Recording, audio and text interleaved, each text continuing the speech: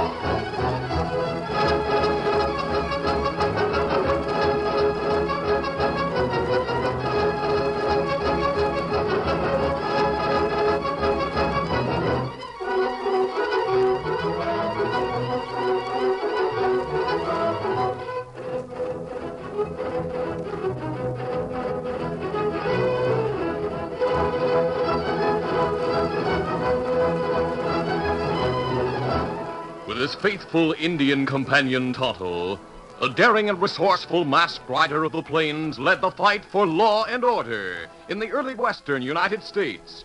Nowhere in the pages of history can one find a greater champion of justice. Return with us now to those thrilling days of yesteryear. From out of the past come the thundering hoofbeats of the great horse Silver. The Lone Ranger rides again. Come on, Silver. Let's go, big fellow.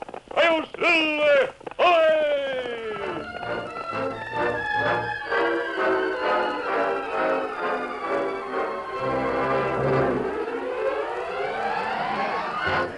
A curious and expectant crowd had gathered at the small new depot in Silverton. The gleaming tracks leading off eastward and disappearing around the curve a short distance away caught and held the attention of all as they waited and watched for the first sight of the train. Suddenly, as the distant sound of a whistle was heard, they waved their hats and cheered loudly. Johnny, the train's coming at last. Yep, the first to make the run from Lipton. Look at that engine. What a sight. Yeah! That crowd's sure excited, Jim. I reckon this will mean a lot to Silverton.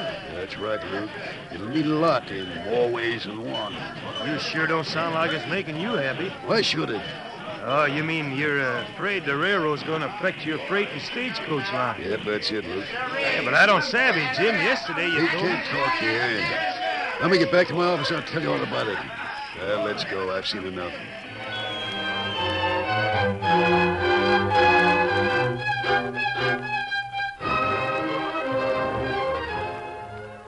A short time later, the two men, Luke and Jim, sat in the office of the James Melvin Freight and Stage Company.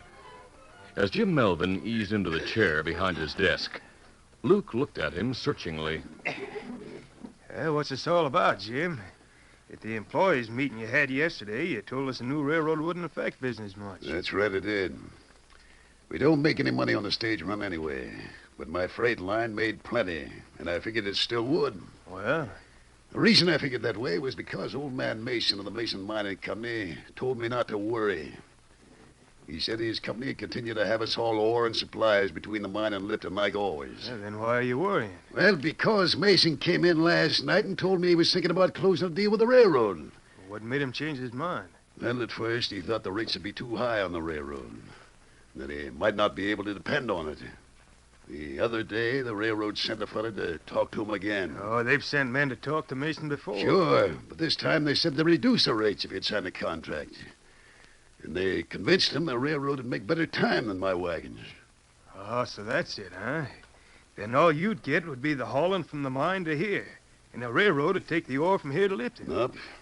We wouldn't even get that, Luke. The railroad's going to run a spur from here to the mine. Oh, now maybe that's just talk. No, it isn't. They're to have a work training gang here tomorrow to lay the tracks to the mine. Yeah, if the mining company gives them their hauling, other business will follow. Isn't there any way to keep Mason from using the railroad? Not unless there was some way to show them the railroad wasn't dependable. Look, Jim, we can't just sit around and let them ruin business. We got to do something about it. Sure, but what, for instance? When does Mason change over to the railroad? Did he tell you? Starting Saturday, when the railroad sets up a regular schedule between here and Lipton. Uh-huh. And this is Tuesday. Yeah. Let me think things over, Jim. Maybe there is some way to show Mason the railroad isn't better. And if there is, I'm going to find it.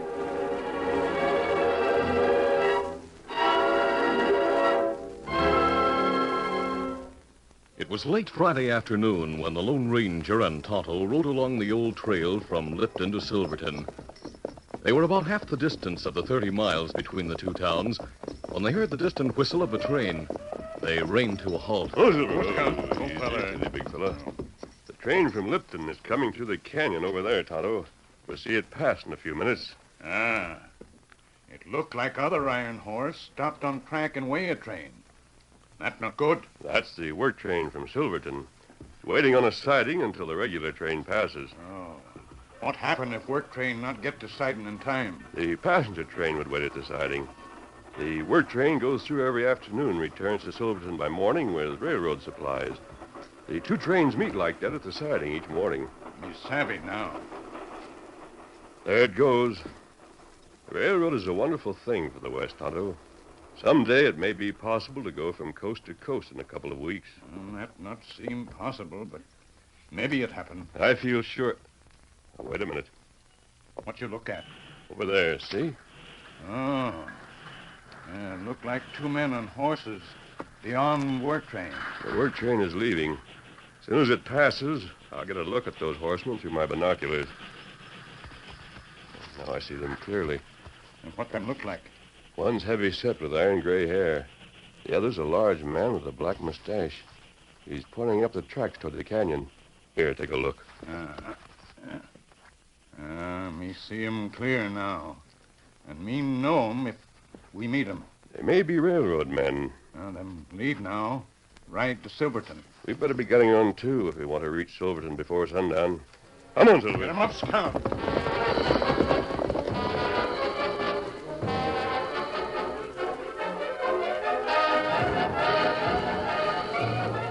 The Lone Ranger and Tonto found a campsite near the trail just outside of town.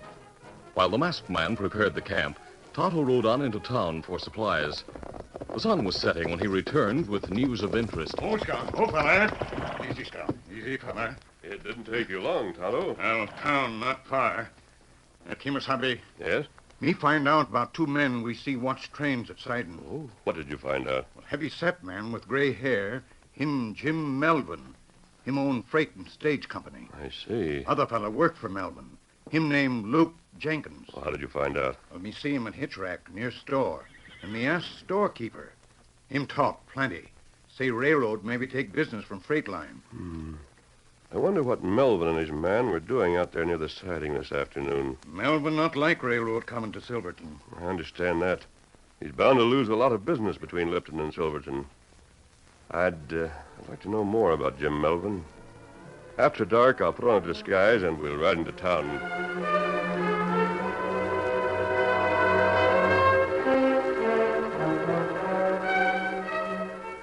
That evening, Jim Melvin was alone in his office when the Lone Ranger, disguised as a rancher, entered. Good evening. Well, good evening, stranger. Do something for you? I came to get some information about your freight line, Mr. Melvin. Sit down, sit down. Thank you. I suppose you got some hauling to do, eh? I might have. I'd like to get your rates to compare with those offered by the railroad. Now that train's coming to town from Lipton, That railroad. Eh? Let me tell you something, mister. Nothing's going to take the place of horsepower. When I take a job, you can be sure your stuff is going through. Wouldn't shipping by railroad be quicker and cheaper? Well, I admit I can't match their rates. Oh, but then the railroad is cheaper. It wouldn't be quicker or cheaper if your shipment didn't get there. You fellas that have stuff to be hauled are going to find out you can't depend on the railroad. Just wait and see. My wagon trains always get through. They're well guarded, dependable. You stand to lose a lot of business, don't you? Well, what if I do? It'll all come back just as soon as folks find out the railroad can't do the job like we can.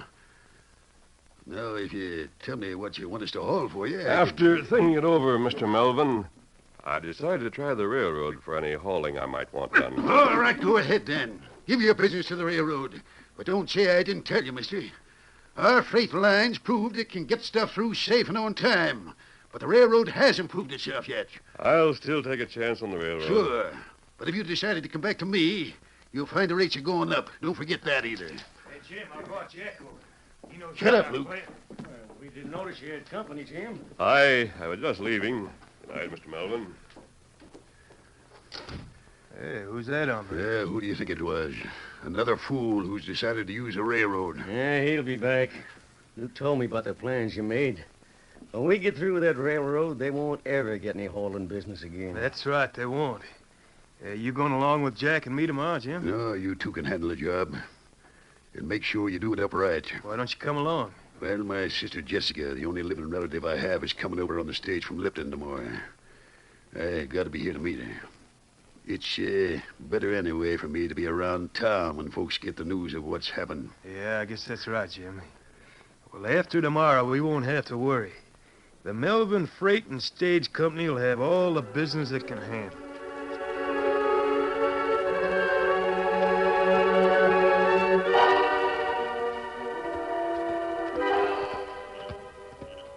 Meantime, the Lone Ranger walked to the edge of town where Tonto waited in the shadows with the horses. That you, Kimasabi? Yes, I just came from Melvin's office. What'd you find out? He's very bitter about the railroad. Oh. Just before I left, two of his men came in. One of them started to say something about a plan, but Melvin shut him up. Almost too quickly, it seemed to me. You think them have plan against the railroad? One accident on the railroad wouldn't stop others from shipping by train, Tonto. But Melvin is angry enough to do anything. That's not good. The railroad is important to the entire West. If Melvin plans a series of happenings, the progress of the railroad would be impeded, and the results might be far-reaching. Oh, that's right. While I'm still wearing this disguise, we'll check in town for further information. Well, we'll leave the horses here. Come on.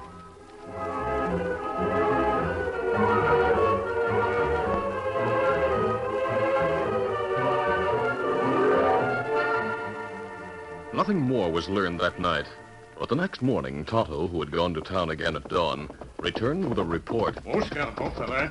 Easy, Scout. Easy. Well, Tonto, what did you learn? Well, me wait and watch.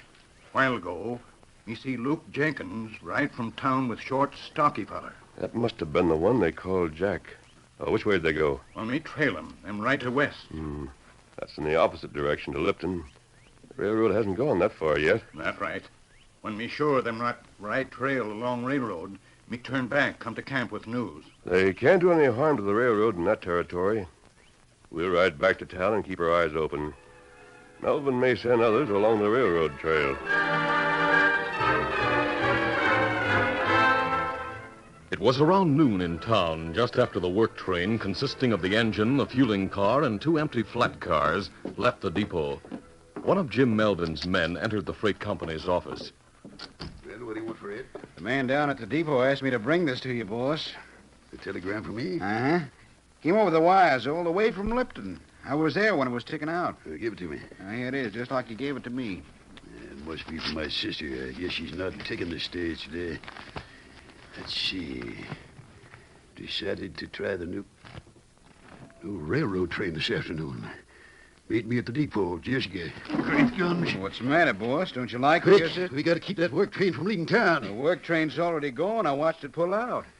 Something wrong, Yeah, boss? plenty. Stay here at the office. I'm leaving. If I don't get to that siding before that work train leaves, my sister's going to be in a big train wreck.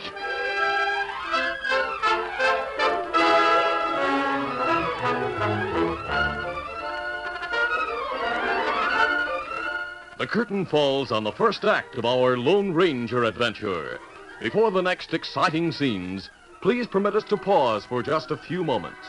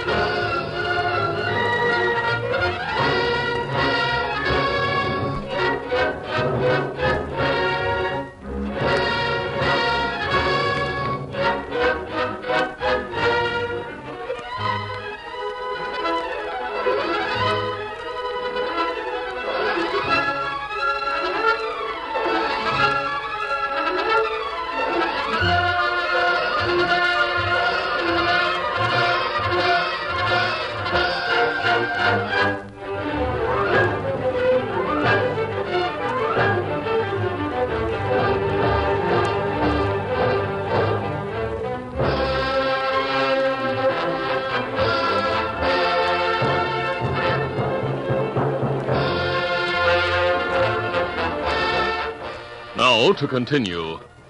The Lone Ranger had saddled Silver in preparation for the trip to town with Tonto. Suddenly, they heard pounding hoofbeats approaching from the direction of town on the trail above them. Some ride-up trail in big hurry, Kimasabi. Most people use the new trail along the railroad when riding to Lipton. This old trail shorter. I know.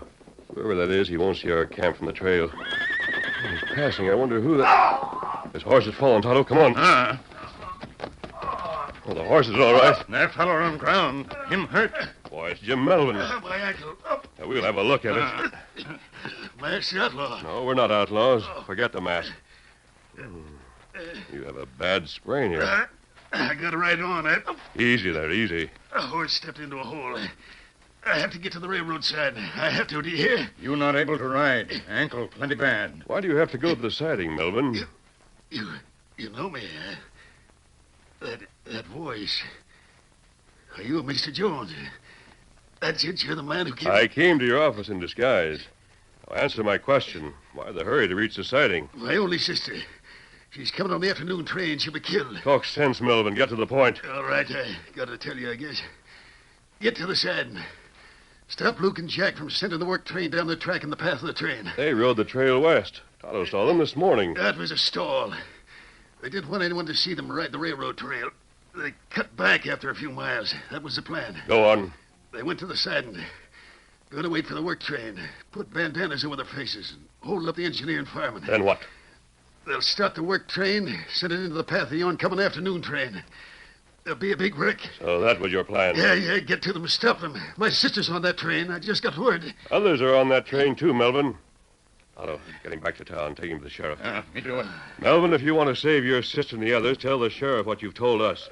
Have him bring some men to the siding. Here, Silver. I'll tell the sheriff everything. Hurry. You gotta stop them. I'll do my best. You'll have to take the consequences later, Melvin. Easy, steady, big fella. Come on, Silver!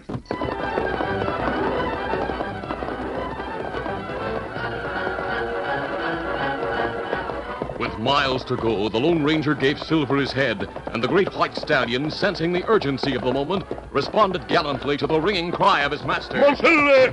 Faster, boy! Faster!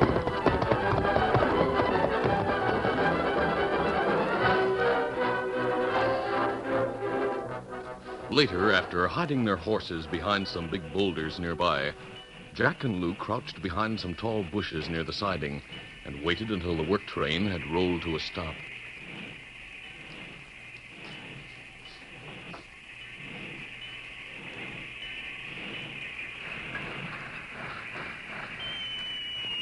All right, Jack, let's get going. I'll cover your face so they won't know you next time. I'm ready. Go ahead. Engineer and fireman don't see us yet. All right, here we are. I'll get your gun ready. All right, you two, come down out of that engine. What the... It's a couple of owl hoots. You coming down, or do you want lead? Huh? Oh, we're coming down. What's the idea? We haven't got anything, and the two flat cars are empty. Shut up. Go on, Luke. I'll watch these two hombres. What are you up to, anyway? You just watch and see. Pull the lever way back and jump for it. Hey, that'll start the train. Send it into the one that's due to be coming from Lipton. That's the idea, mister. A nice big wreck. We won't let you. I warned you. Oh, my leg. Just so your friend won't interfere. Now. Oh. Now, go ahead, Luke. Hurry up. Here she goes.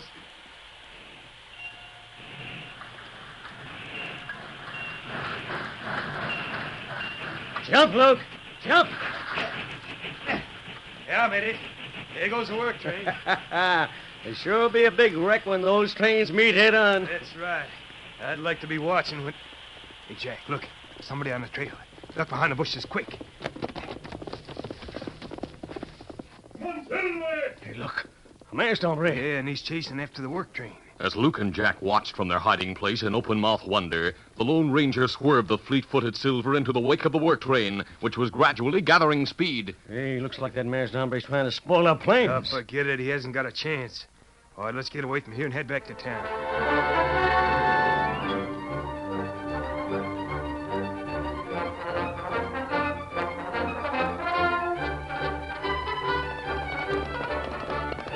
Meantime, as he raced after the work train, the Lone Ranger knew that seconds counted if he was to prevent a disaster. He urged the great horse Silver to further effort. Come on, Silver. Faster, big fella, faster. Slowly, seemingly inch by inch, Silver lessened the distance between them and the train.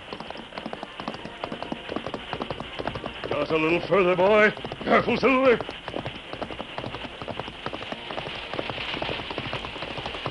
Slowly they gained, until Silver was racing near the iron rungs of the last flat car. Then the Lone Ranger braced himself for the leap which he dared not miss. This is it, Silver. Steady, big fella. Made it. Quickly, the masked man moved along the swaying cars and over the fuel tender into the engine cab.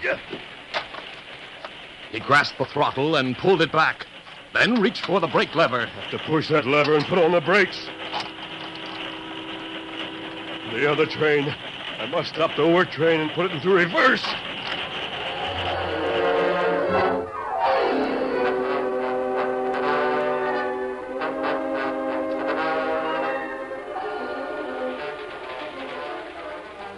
In one of the passenger cars of the train from Lipton, Jim Melvin's sister, Jessica, was enjoying her first train ride when the conductor stopped at her seat. You enjoying the ride, ma'am? Land sakes, yes, conductor. We just seem to be flying along. Must be going mighty fast. Well, I'd say somewhere in the neighborhood of 30 miles an hour at least. Great day. I've never gone so fast before. Look, the track's going a big curve. I can see them shining in the sun way off there. That's right. Soon we'll meet the work train at the side, just beyond the canyon. You can see from this window where the tracks enter the canyon yonder. Yes, that's right. Why, look, another train, and it's coming this way. Can't be the only thing. The work train. It didn't wait at the side. We'll run smack into it. We can't stop in time. The engineer sees him. We'll all be killed.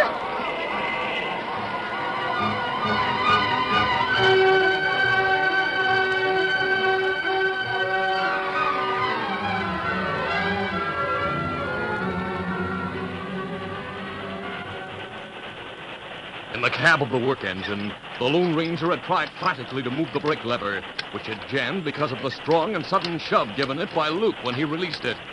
The work train had run through the short canyon and out onto the curving track beyond before the lever responded. There, that did it.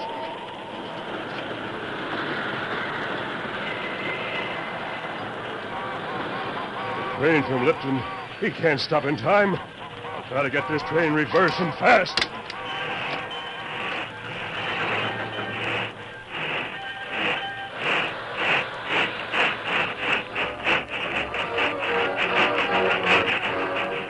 For a few moments, it seemed that in spite of the Lone Ranger's efforts, the trains would crash before the work train could gather enough reverse speed. The masked man held his breath as the engine of the passenger train came close. Then gradually, the work train gathered speed enough to run ahead until the other train could come to a stop.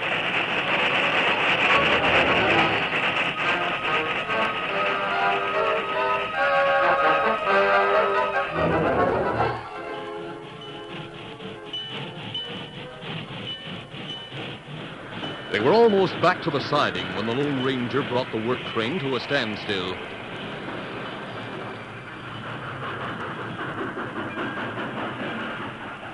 As the Lone Ranger swung down from the engine cab, the passenger train slowly approached and stopped. He was soon surrounded by a relieved but angry crowd. A masked owl hoop was running that train. We ought to string him up right now. He almost caused a wreck. Now, hold on, all of you. You forget one thing. The masked man saved us from having a wreck. I don't know why he's masked nor why he was running the work train, but I do think he ought to have a chance to explain. Go ahead and explain then, mister. I'd forget the mask. Others were responsible for sending that work train down the tracks. I climbed aboard and prevented a wreck, as the lady says. It still don't make sense. He can't explain that man. Stand back. Wait a minute. I don't expect thanks. I do expect a chance to prove what I say. Here comes the sheriff and his men from town. Now you'll have your proof. You all right, Kemosabe? Yes, Tonto. I see you found Silver. Mister, I got the facts from Melvin. It's a miracle you got that work train stopped. We picked up the two men who started that work engine down the tracks. Where are they now? I sent a deputy back to town. Glad you came, Sheriff. These people were blaming me. Huh. They better start thanking you for saving their lives. Even though he did change his mind, Jim Melvin couldn't have prevented a wreck like you did, mister. Melvin's insane attempt to cross the path of progress was useless. It almost resulted in a calamity. But even that wouldn't have stopped the railroad from moving onward to the west. Now that you're here to take charge, Sheriff, we'll leave. Someday, perhaps, we'll meet again. You ready, Tonto? Be ready. The big fella. One, two, Then that masked man wasn't to blame at all, was he, Sheriff? Nope. He risked his life to save all of you. If it hadn't been for him, there'd have been a big wreck. Sheriff, I'm Jessica Melvin. I've heard my brother Jim's name mentioned, but I just can't believe he'd have anything to do with trying to wreck the train. Melvin said his sister was on this train. He was in on the plot, but he changed his mind when he knew about you riding the railroad. Well, it just doesn't seem possible. Why would he do such a thing? You better talk to him when you get to town and let him give the facts, ma'am. He's mighty sorry now, but I'm afraid he'll have a long time behind bars to think about what might have happened out here. Hey, Sheriff, who was that masked man? The masked man? Yeah. Huh. You can thank your lucky stars he was around when this began to happen, conductor. He's the Lone Ranger. The Lone Ranger? What's that?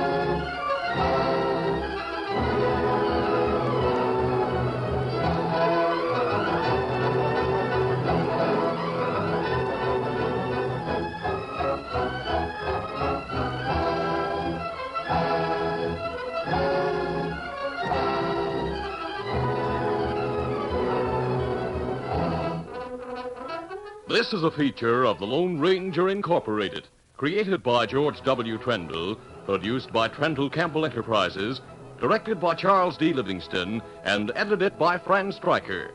The part of the Lone Ranger is played by Brace Beamer.